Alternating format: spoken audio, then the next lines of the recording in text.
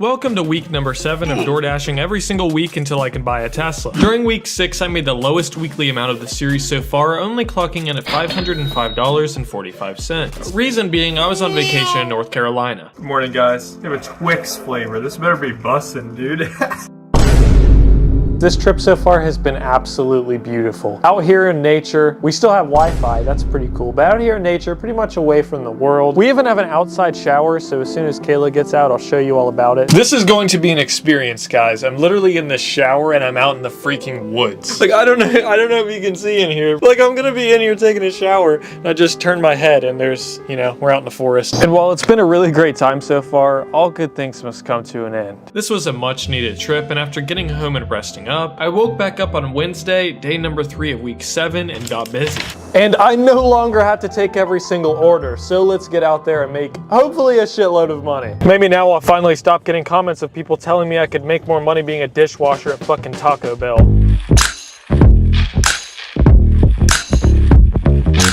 And in just 3 hours and 20 minutes, I've made $80.33, which is really damn good. Now it's dinner time, so let's go make some more. And during dinner shift, while it was a little slower, I was going as fast as I could. If you see me in the news next week for running over some children, just know with success sometimes comes sacrifice.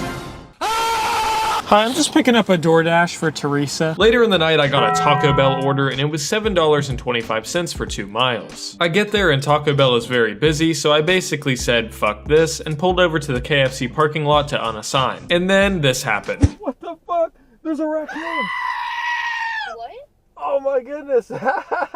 What's up, dog? There is no fucking shot. There was just a raccoon in the KFC trash cans, bro.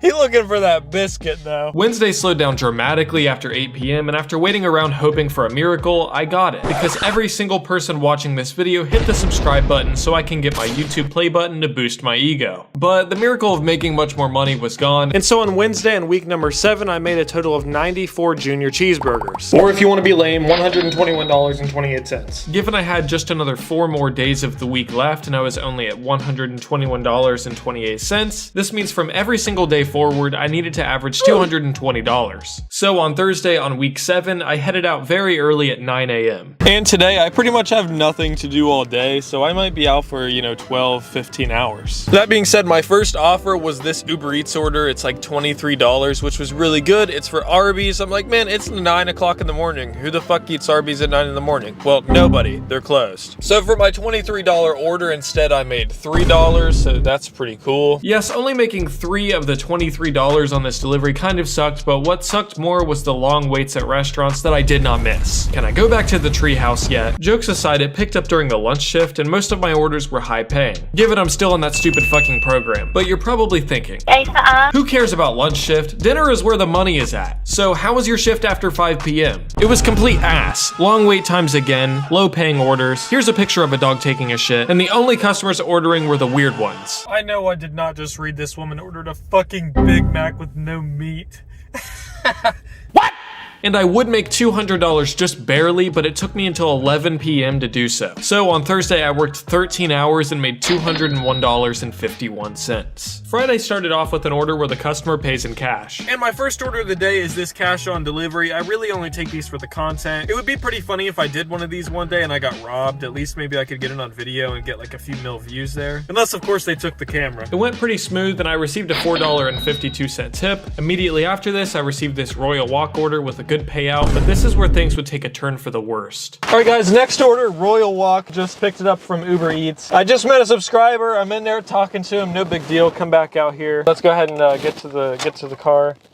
I won't start, dude, what? I know I'm laughing the pain away because first of all, I have this order, so I have to wait for my girlfriend to come and jump this car and hope I can, at least make it to this person's drop off. Not looking good. Let's at least get this in the hot bag. I'm not a car guy, but I figured my battery had died. I've been driving this car since I was 17 and the battery has never been replaced. I'm 22 years old now, so that's probably way too long. Not exactly what I wanted to do during prime lunch shift. On a Friday. That's right. It took nearly 30 minutes of charging the car to jump it successfully, but I was able to make it home and switch cars until I have time to fix my Corolla. Okay, we can hope and pray my other car works.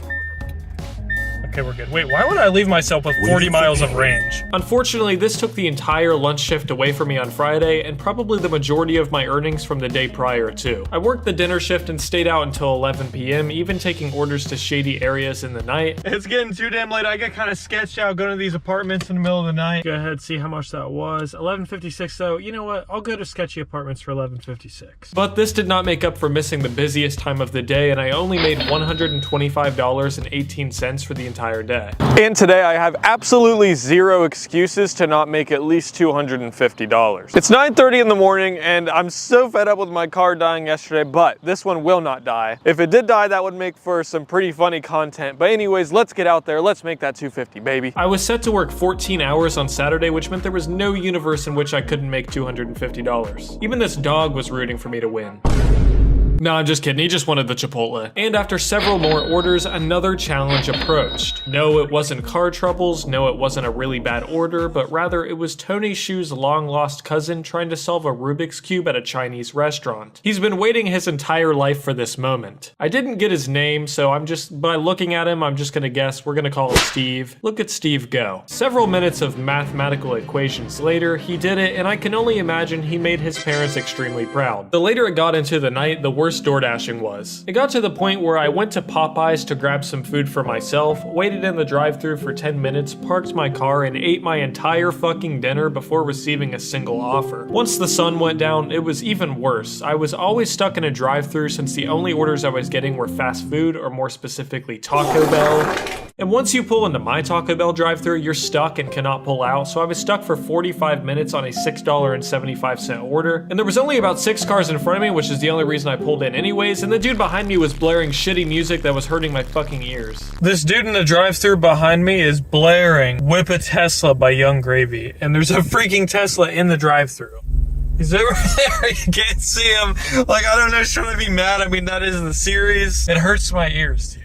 It hurts my ears. It was not a good time. I worked an entire 14 hours on Saturday, and by the end of the day only made $184.20, putting my weekly total with just one day left at $620.07. This meant I would need to make $380 on Sunday, but given I worked almost every possible hour the day prior and couldn't even break 200, this seemed almost impossible. And the first several hours would confirm my suspicion. All right guys, 2 p.m. on Sunday, let's have a real talk. I don't know what I'm doing wrong. Like, I don't know if it's just really freaking slow. I think that's gotta be it. I don't think I'm like being a bad dasher or something like that. I suck. I think it's just ass. So maybe next week I try a different zone, maybe closer to the Cincinnati market. I'm really not sure because I'm at 4 hours and there's my total. I think it's probably no higher than $40 to $50. And my next offer I just got right here, I'll throw it on screen, $6 for 9.2 miles. And this took me 15 minutes of waiting to get. This is very bad.